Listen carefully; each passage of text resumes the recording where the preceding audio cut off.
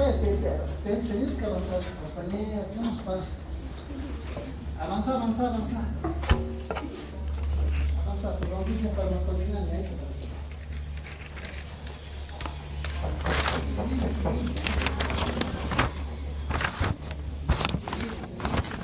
¿Qué es la farmacodinámica?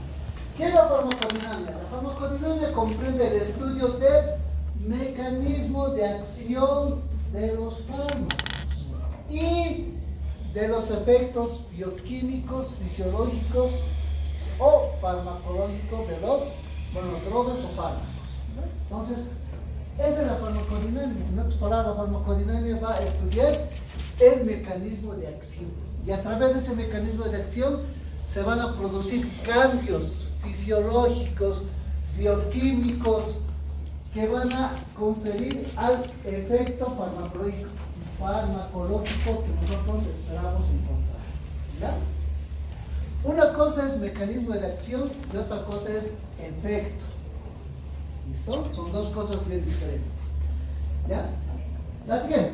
Entonces, hay algunos datos que vamos a hacer un pequeño repaso de lo que ustedes ya han llevado, ¿ya? Donde hemos hablado siempre de lo que es la dosis, ¿no?, del fármaco. Siempre comenzamos con una dosis de un fármaco X que vamos a administrar, ¿no? Entonces ahí vamos a hablar acerca de la variabilidad farmacocinética, donde vamos a hablar acerca de la concentración de los fluidos biológicos. Ustedes saben que los fármacos van a llegar hasta la interfase, ¿no? O sea, si ustedes quieren, al espacio extracelular, ¿no?, donde va a haber una concentración, lo que nosotros llamamos en la biofase, ¿no? Entonces, hasta aquí estudia la farmacocinética y parte de la concentración de la biofase. Lo que quiere decir que el fármaco llega a la biofase que está fuera de la membrana celular. Ahí es la biofase donde se va a concentrar. De ahí, para que ingrese al interior de la célula, ya estamos hablando de la variabilidad farmacodinámica, donde vamos a encontrar, o donde vamos a ver, como dice el concepto, el mecanismo de acción. ¿Qué es el mecanismo de acción? No es otra cosa que los cambios fisiológicos y bioquímicos que vamos a encontrar en la biofase, que está cerca a la membrana celular. Una vez realizado el mecanismo de acción, ¿qué esperamos encontrar nosotros? Esperamos encontrar el efecto farmacológico, ¿ya? Una cosa es mecanismo de acción, otra cosa es efecto farmacológico, ¿ya? Entonces el mecanismo de acción no es otra cosa que claro,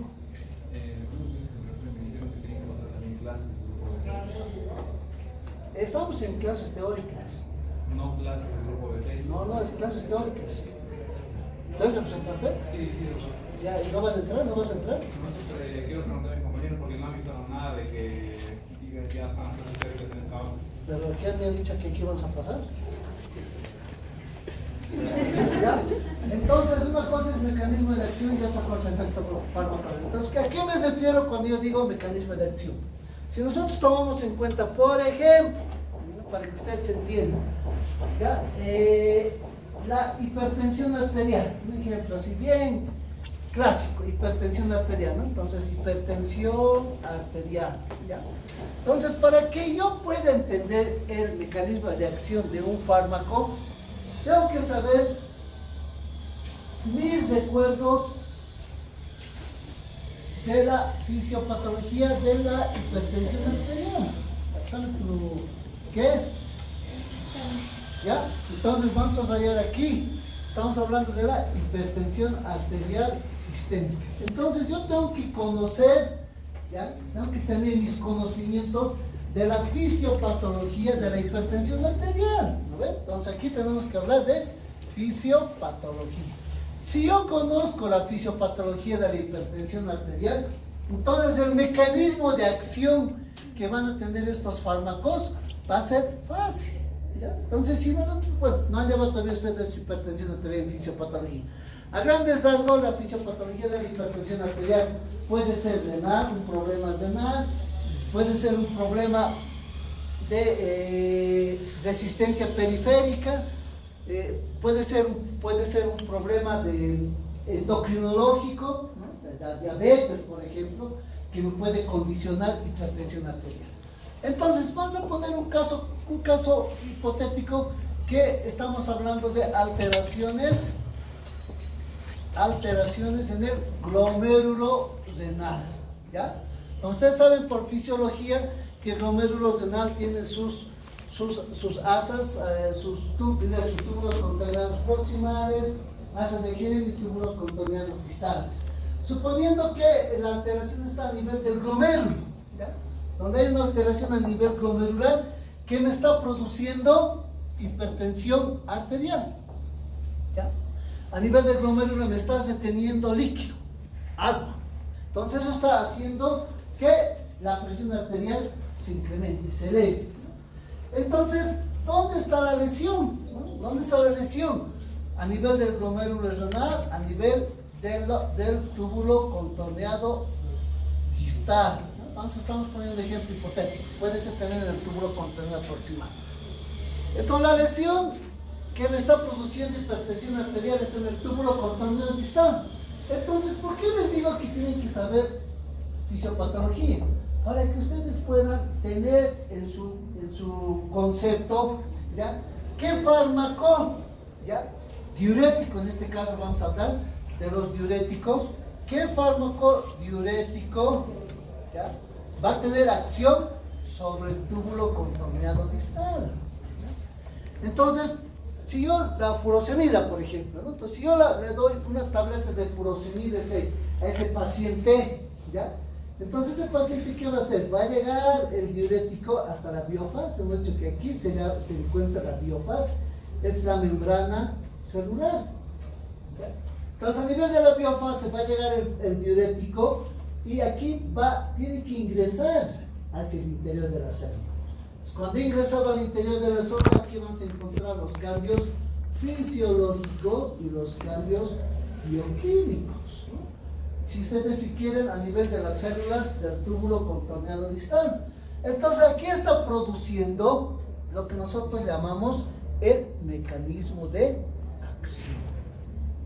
Aquí, ¿ya? A eso nos referimos cuando nosotros hablamos de farmacodinamia, ¿ya? La farmacodinamia es cómo yo, fármaco, voy a ingresar al interior de la célula. Tengo que utilizar mecanismos para ingresar al interior de la célula. Y en el interior de la célula voy a producir cambios fisiológicos o cambios bioquímicos, ¿ya? Entonces, ¿cuál es el objetivo del diurético? Es depletar líquido, que ese túbulo contorneado distal deplete, elimine la mayor cantidad de líquido, ¿ya? Entonces, como estoy frente a una hipertensión arterial, vamos a poner, por ejemplo, digamos que le hemos tomado su presión y está en 140, 100, ¿ya? 140, 100, ¿no? Lo normal, ¿cuánto es? 120, 80, ¿no ve? Entonces, 140, 100 ya estamos frente a una hipertensión arterial. No vamos aquí a clasificar qué tipo de hipertensión arterial, si es primer grado, segundo, tercero, no. ¿Ya? Entonces, solamente para que ustedes me entiendan. Entonces, como esta presión arterial ha sido producto de esta alteración que a nivel del glomérulo renal, ¿ya? Y yo al dar un diurético estoy produciendo esos cambios físicos, o bioquímicos o fisiológicos a nivel de la membrana celular, de las células del túbulo contorneado distal. Entonces, ¿qué va a hacer? Va a depletar líquido.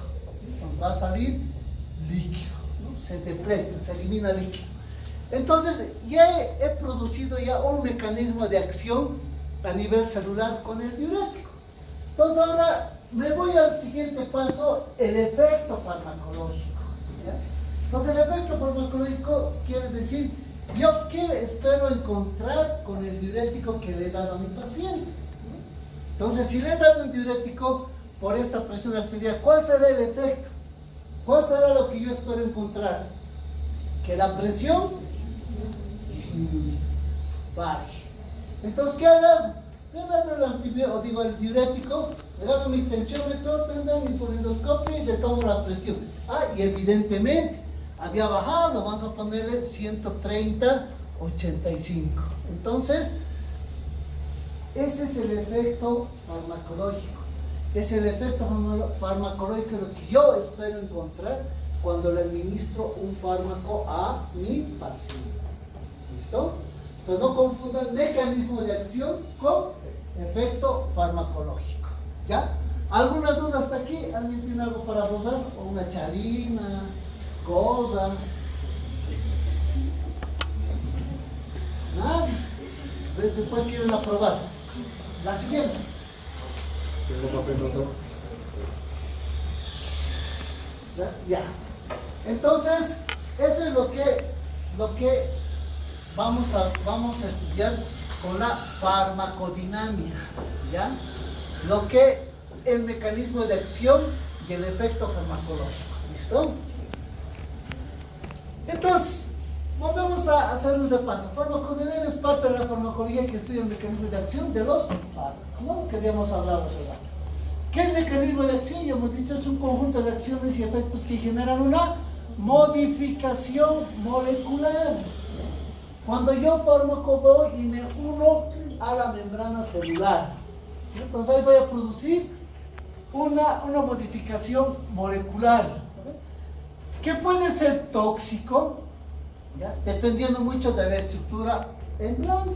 Ustedes saben que los fármacos tienen selectividad. Si yo soy diurético, me voy a unir a mi receptor que es diurético, me voy a unir. No puedo unirme a mi receptor para la diabetes, no, por eso llamamos selectividad, ¿ya? Y el efecto es la consecuencia final de esta unión, que es clínicamente apreciable.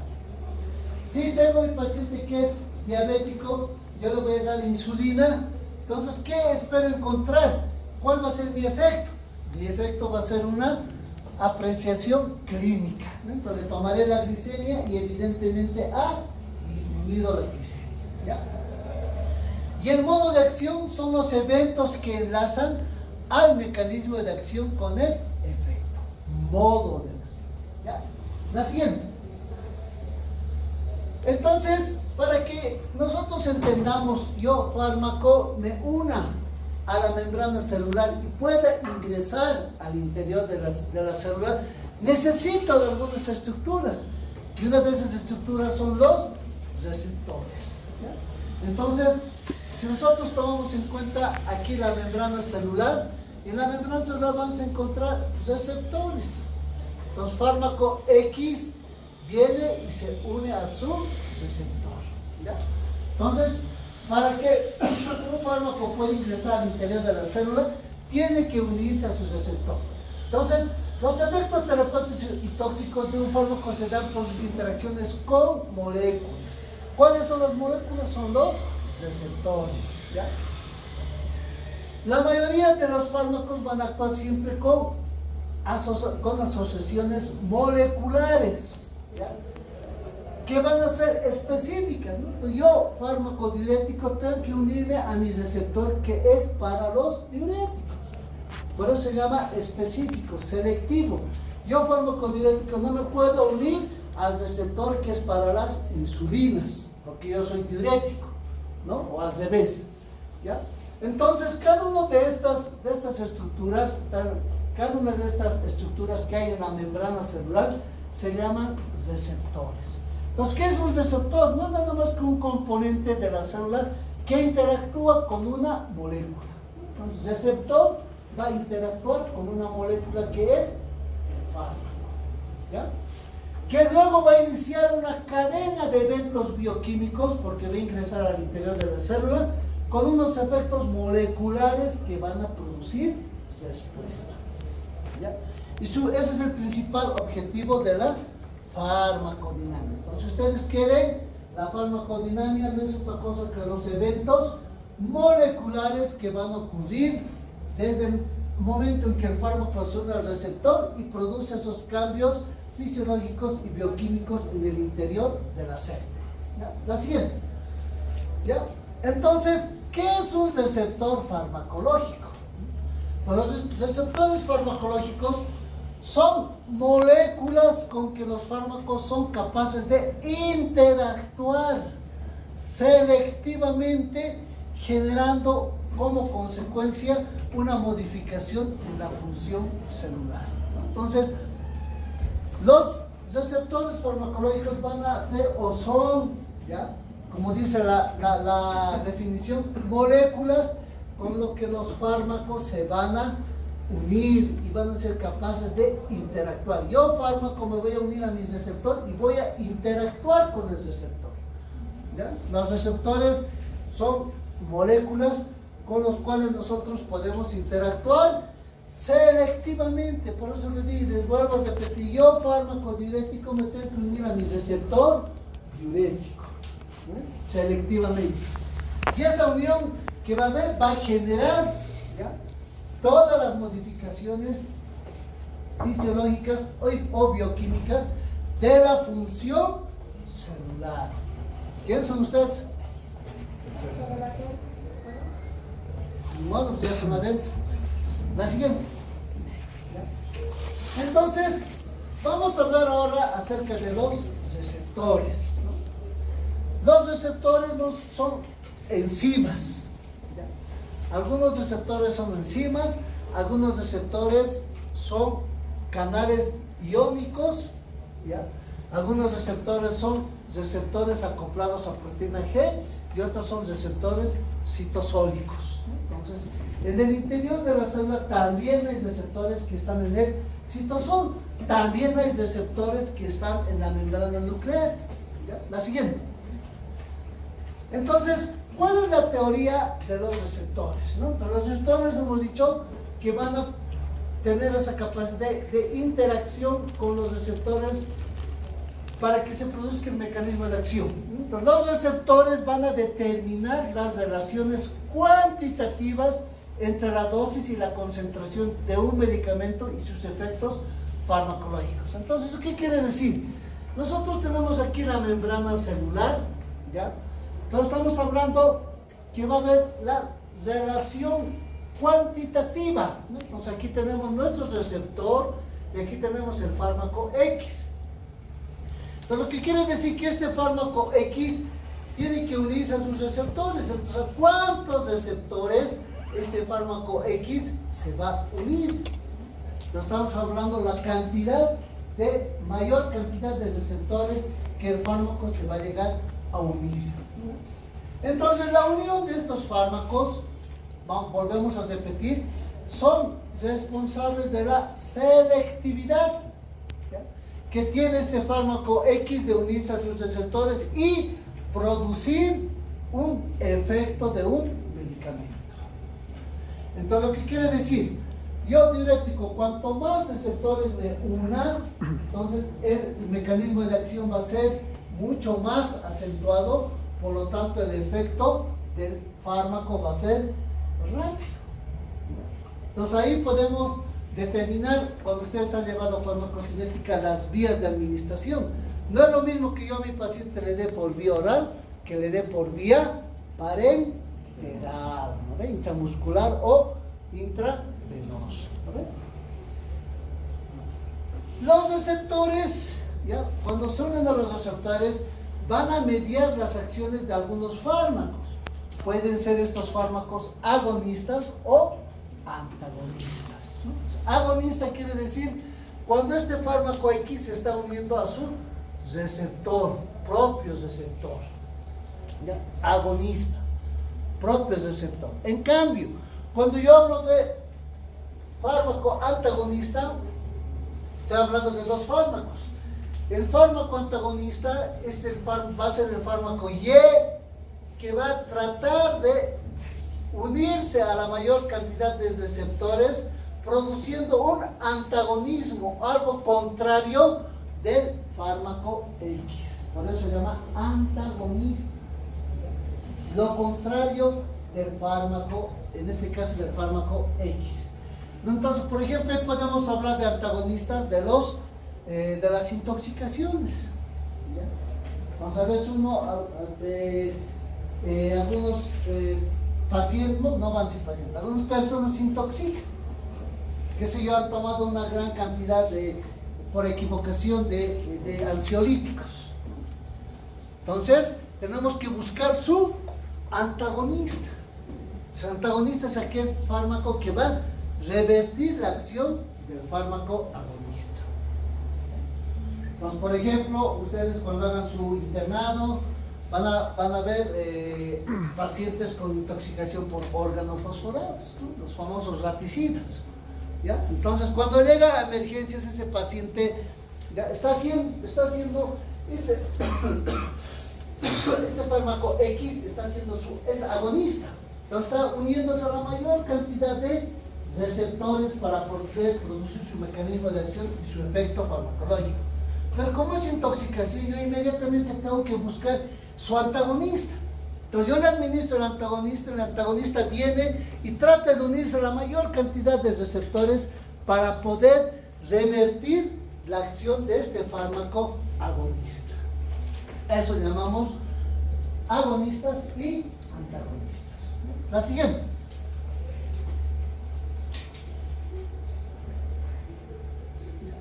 Entonces los receptores farmacológicos pueden ser proteínas reguladoras, como tenemos ahí los neurotransmisores, las hormonas, los autacoides y agentes terapéuticos, ¿no? Proteínas reguladoras.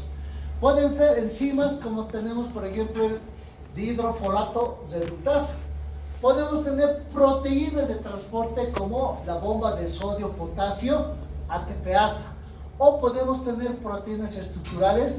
Por ejemplo, tenemos las tubulinas. Esos son los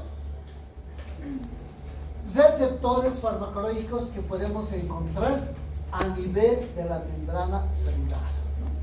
Entonces, cuando hay una interacción entre un fármaco y un receptor, ¿ya? ¿No? Entonces yo, fármaco, me uno a mi receptor, ¿ya? Entonces esta unión puede ser por enlaces iónicos, por fuentes de hidrógeno, interacciones hidrofóbicas o uniones covalentes, ¿no? Entonces son ya estructuras químicas cuando yo, fármaco, me voy a unir a mi receptor por diferentes mecanismos. Puede ser un enlace iónico, puente de hidrógeno, puede ser interacciones hidrofóbicas o uniones covalentes, ¿no? Entonces es la forma como un fármaco se va a unir a su receptor, ¿ya? La siguiente. Las interacciones de un fármaco receptor van a generar una respuesta molecular, lo que habíamos hablado, ¿no? Cuando yo, fármaco, me uno a mi receptor, voy a generar una respuesta molecular. Y de eso se trata la farmacodinámica, respuestas moleculares, ¿ya? La cual va a ser diferente, ¿no? Esa unión va a ser diferente. Puede ser un agonista completo, un agonista parcial. Ya les he explicado cómo es un agonista. Solamente aquí vemos si es completo o es parcial. Y antagonista. Entonces, ya saben cómo es un antagonista. Estos pueden ser antagonistas competitivos, ¿no? Reversible, cuando yo quito ese fármaco, todo se revierte, ¿no? Pueden ser antagonistas no competitivos, irreversibles, ¿ya?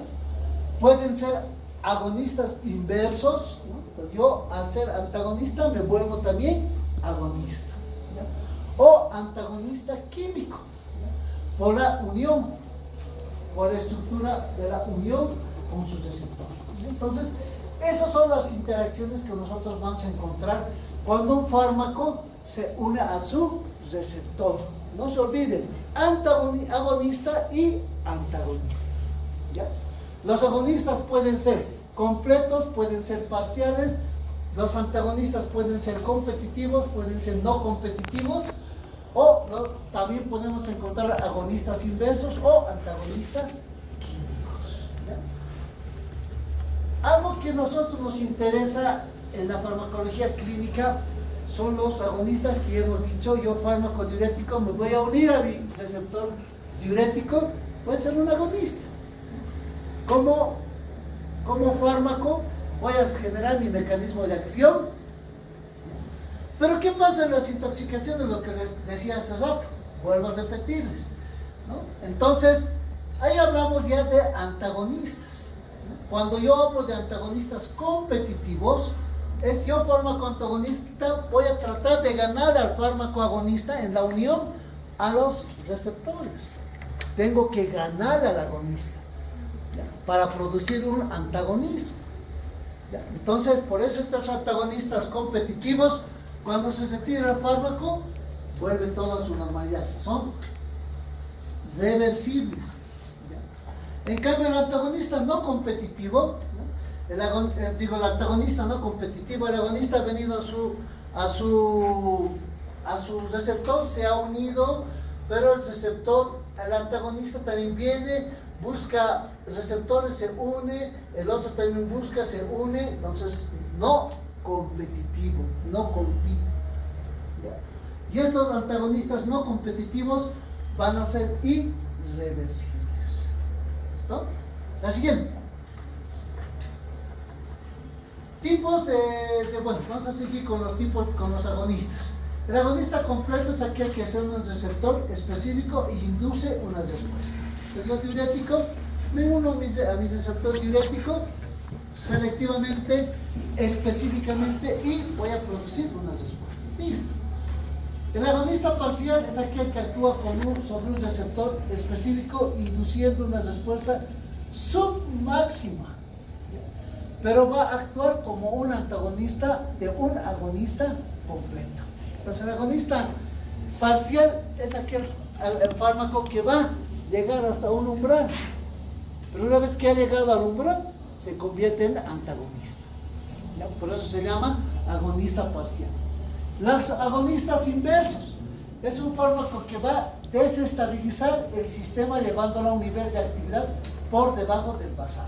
Entonces, yo agonista voy, me uno a mi receptor, pero va a ser ya no va a ser un umbral, sino va a ser por debajo del umbral mínimo, ¿ya?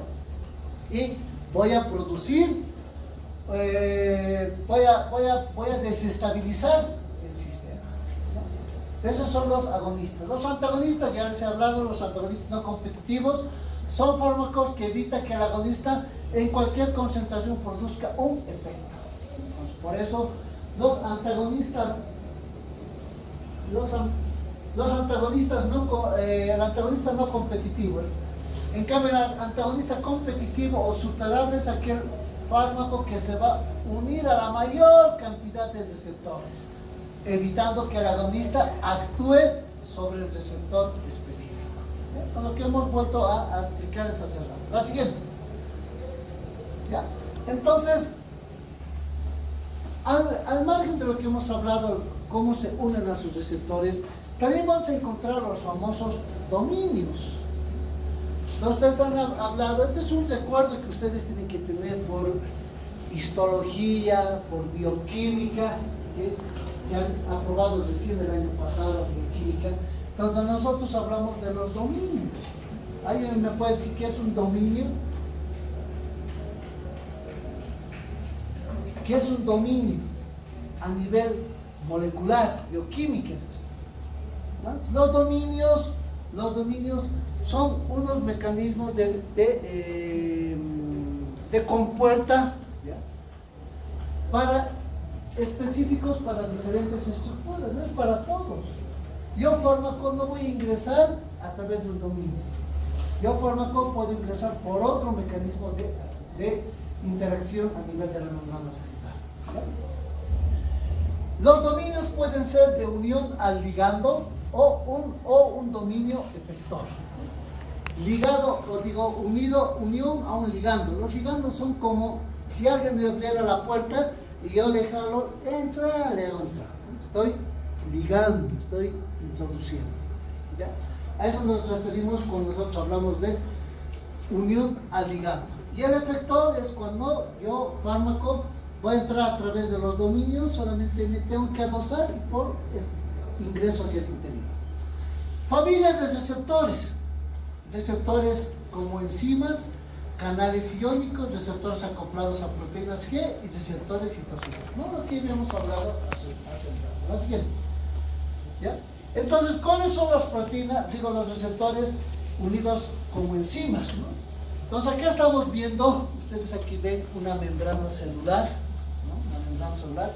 Ustedes saben que la membrana celular tiene una capa bipídica, ¿no? Entonces, prácticamente es lípidos. Por eso que los fármacos que son lípidos ingresan fácilmente al interior de la célula. En cambio, aquellos fármacos que son hidrofílicos, ¿no? Agua, tienen otro tipo de mecanismo de acción para ingresar. Entonces, los receptores como enzimas son receptores de la proteíncinasa. Entonces, estos receptores de enzimas, ¿ya?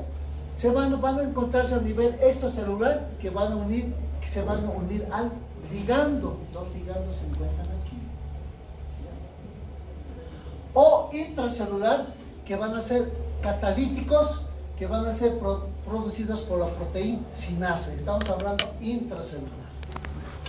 Extracelular e intracelular. Entonces, estos receptores de enzima lo único que van a hacer es fosforilar los residuos de tirosina, serina o treoninas específicos, ¿no? Entonces son los receptores de enzimas, ¿no? La siguiente. Entonces acá ustedes pueden ver, ¿no? La membrana celular, cómo son los receptores. Bueno, aquí es una resumen de todos los receptores. Aquí tenemos receptores de enzima, aquí tenemos receptores ligados a proteína G, aquí tenemos receptores a través de un efector, y donde vamos a encontrar aquí un sinnúmero de uniones, ¿ya? A nivel del citoplasma. Y también a nivel del núcleo hemos hablado que hay receptores, como es el receptor citosólico, ¿ya? Y en el interior de del núcleo, ¿ya? Va a haber alteraciones o va a haber algunas modificaciones bioquímicas, especialmente con el ADN y el ácido nucleico. La siguiente. Los receptores de proteíncinasa pueden ser estos estructurales, ya que contienen la porción de la proteinquinasa en su estructura, o funcionales que poseen dominios intracelulares enzimáticos. Un ejemplo de este tipo de receptores tenemos al receptor de la insulina. En cambio, los receptores no proteincinasa, tenemos los dominios intracelulares, ¿ya? Que van a tener una actividad a través de la guanil ciclasa, de la tirosinfosfatasa, ¿ya? Un ejemplo tenemos el péptido natriurético atrial, ¿no? El receptor del péptido natriurético atrial. La siguiente. Receptores de canales iónicos, ¿no? Los receptores de canales iónicos son proteínas canal reguladas por los efectos agonistas y antagonistas. Entonces, yo receptor, yo fármaco, me voy a unir a mi receptor y voy a ingresar al interior de la célula a través de los canales iónicos. Entonces, cuando nosotros hablamos de canales iónicos, estamos hablando de canales que van a participar algunos iones, ¿no? Como ahí tenemos el sodio, el potasio, el cloro, ¿ya? Entonces ahí tenemos ejemplos, por ejemplo, el receptor nicotínico de la acetilcolina, el receptor GABA, el receptor de la glicina, que van a actuar a través de canales. Ustedes saben, han visto en fisiología, para que estos receptores se puedan activar, tienen que abrirse los canales iónicos. Los canales iónicos no son otra cosa que los canales del sodio-potasio o la bomba de sodio-potasio antepeasa. A ver, la siguiente. Receptor acoplado a proteína G. Los receptores que van a estar unidos a proteína G, ¿ya? Son receptores de membrana que van a interactuar con proteínas efectores intracelulares. Ya estamos hablando de proteínas intracelulares. Ahí tenemos la proteína G. Entonces, en el receptor vamos a tener en la porción extracelular, donde van a interactuar con el ligando, y en la porción intracelular van a actuar con las proteínas G. Entonces, una cosa es el ligando, ya les he dicho cómo actúan los ligandos, y la proteína G, como su nombre dice, proteína G. ¿Qué son? Son moléculas heterodiméricas. Ahí tenemos alfa, beta y gamma. Entonces, las proteínas G han sido esos receptores alfa, beta y gamma. Y se van a clasificar según los subtipos, alfa, beta y gamma, ¿no? Entonces aquí tenemos el receptor y la proteína G, que es intracelular, que puede ser alfa, beta o gamma. Entonces, esas son las proteínas. Lo que quiere decir que el fármaco, cuando ingresa al interior de la célula a través de los ligandos, se van a unir a la proteína G que se encuentra en el interior de la célula. La siguiente. Entonces acá tenemos, ¿no?, cómo estos fármacos a nivel intracelular se van a unir a través de su proteína G, ¿no? Entonces, yo he dicho que las proteínas G son de subtipos, tipos que pueden ser alfa, beta o gamma. La siguiente. Todo lo mismo acá. Entonces acá tenemos las proteínas G, un sinnúmero de proteínas, ¿no?, desde A1, A2, A3, etcétera, etcétera. Sus efectos van a ser un aumento de la adenilciclasa, aumento de las corrientes de iones de potasio, es lo que van a abrir, ¿no?, o disminución de la adenilciclasa con un aumento de las corrientes de iones de potasio, ¿no? Entonces van a tener aquí cómo van a ser regulados en las subunidades, ¿ya?, de la proteína G, la parte efectora. La siguiente. Entonces acá tenemos lo que estamos hablando, ¿no?, receptores unidos a proteína G. Estamos hablando de los alfa, beta y gamma, y cómo aquí van a actuar, van a hacer ese cambio bioquímico a nivel intracelular, siempre uniéndose a su receptor. La siguiente. Sistema de la adenilciclasa. Entonces, otra forma de ingresar de los fármacos a través de la adenilciclasa. Entonces, acá tenemos el receptor, ¿ya?, y se va a estimular el sistema de la adenilciclasa para que pueda producir un aumento de la permeabilidad celular, ¿no? Entonces, en el interior de la célula va a actuar el AMP cíclico a través de las ATPs, ¿no?, siempre formando 5 AMP cíclico o dando lugar a la proteína sinasa A, que tienen algunos fármacos. La siguiente. Lo mismo, ¿no?, que encontramos el esquema de sistema de la siguiente, de la adenilciclasa. La siguiente. ¿Ya? Otra forma de ingresar al interior de la célula, tenemos la interacción entre segundos mensajeros. Entonces ya estamos hablando de segundos mensajeros. Cuando viene el fármaco, se une a su receptor y va a ingresar al interior de la célula a través de mensajero, que se llama segundos mensajeros. Entonces acá ustedes están viendo el receptor, cómo estimula la membrana celular, ¿no?, y cómo ingresan a través de los segundos receptores, como estimulando la adenilciclasa, va a estimular siempre la ATP, convirtiéndose en AMP cíclico y en 5 AMP, y va a producir todo eso, va a generar ese cambio bioquímico en el interior de la célula. La siguiente. ¿Cómo se regulan los receptores? Entonces, cuando nosotros hablamos, por ejemplo, de intoxicaciones, hay algunos fármacos, como los fármacos antituberculosos para el tratamiento de la tuberculosis, ¿no?, pueden producir reacciones adversas severas, o cualquier otro fármaco, si ustedes quieren. Ahí tenemos los antiinflamatorios no esteroideos, por ejemplo, la aspirina, el paracetamol, etcétera, etcétera, ¿ya?, van a producir reacciones adversas. Esas reacciones adversas van a estar producidas, ¿por qué? Porque va a estar sensibilizado los receptores. Estos receptores van a producir todo ese cambio fisiológico y bioquímico que habíamos hablado en la farmacodinámica, ¿ya?, a través de los receptores, etcétera, etcétera, cómo ingresa al interior de la célula. Entonces, mientras yo esté todavía sensibilizado, ¿ya?, esa reacción adversa, esa reacción alérgica que me ha producido un fármaco, voy a mantener. En algunos casos, si mi paciente está con ese tipo de reacciones alérgicas, yo retiro el fármaco y se revierte. Pero en otros casos, no llega a revertirse ni retirando el fármaco, se mantiene. Si bien yo le estoy viendo a mi paciente que ha mejorado, ya no hay esa alergia en la piel, todo eso, ¿ya? Eso no quiere decir que a nivel de la membrana celular se ha llegado a desensibilizar.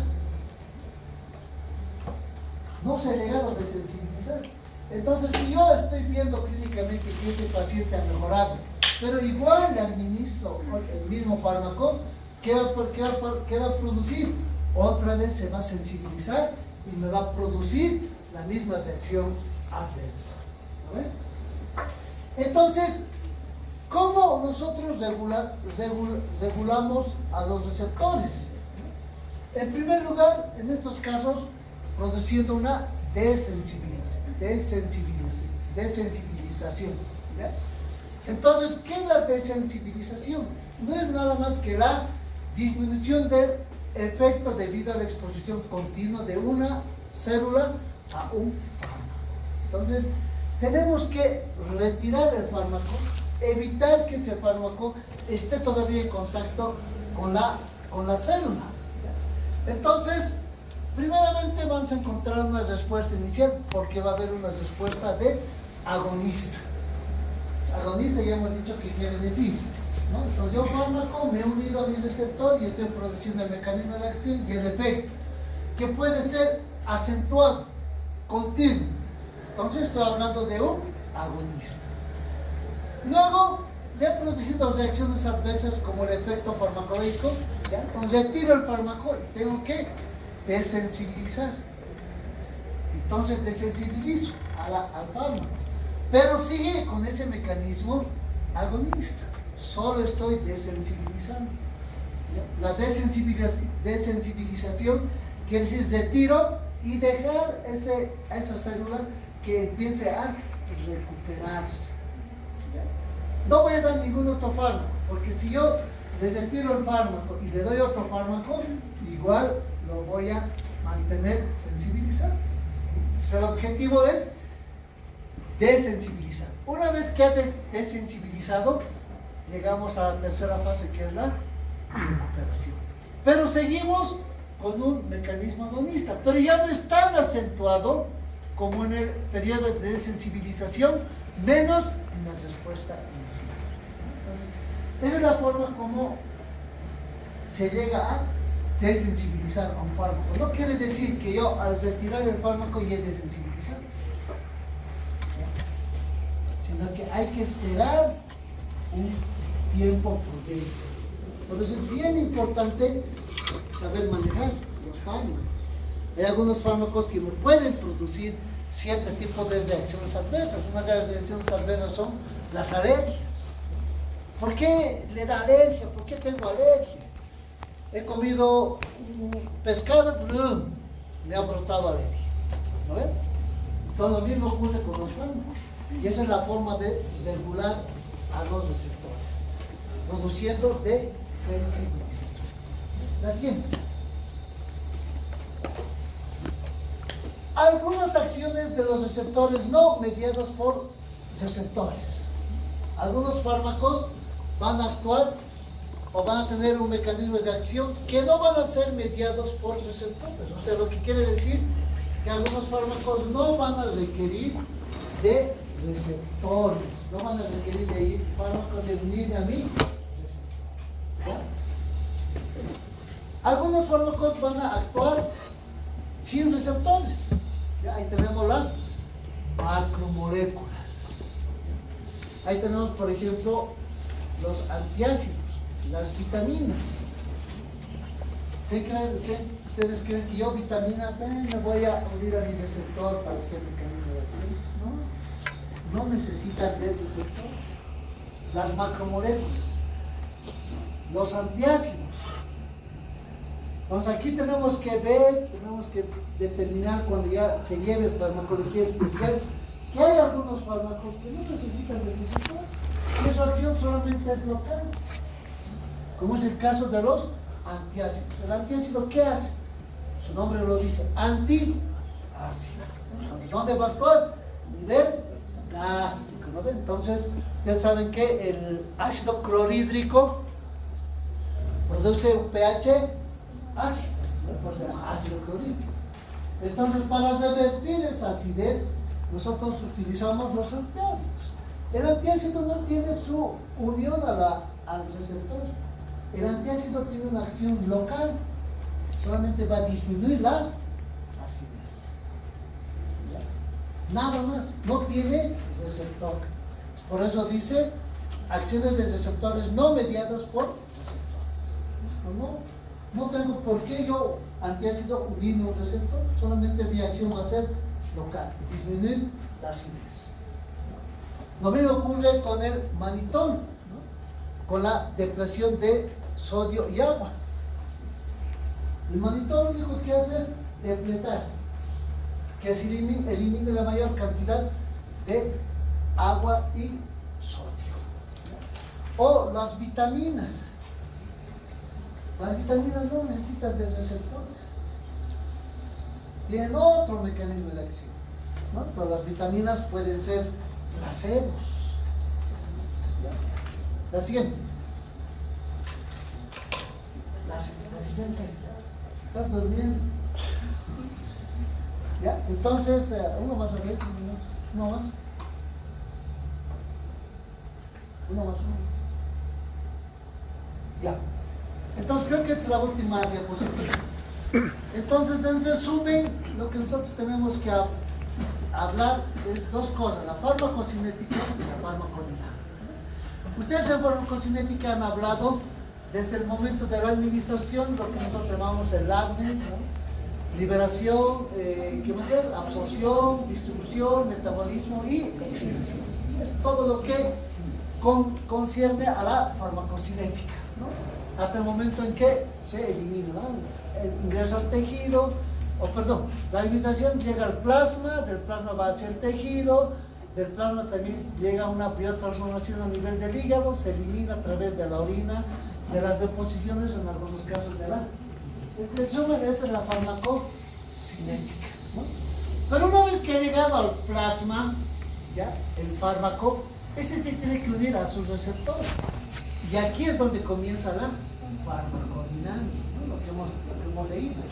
Y el receptor que van a actuar a este nivel va a producir una unión a su receptor, puede ser una unión competitiva o puede ser una degradación intracelular, ¿no? Esta degradación intracelular también forma parte de la biotransformación que ocurre en la farmacocinética, ¿no? Entonces, una vez que el fármaco unido a su receptor nos puede dar un efecto tóxico o un efecto terapéutico. Ese es el resumen lo que es la farmacocinética y la farmacodinámica. ¿La siguiente? Ya no hay más, ¿verdad? Muy bien, ¿de quién es esto? ¿Alguna duda, preguntas? Así, fácil, sencillo, conciso.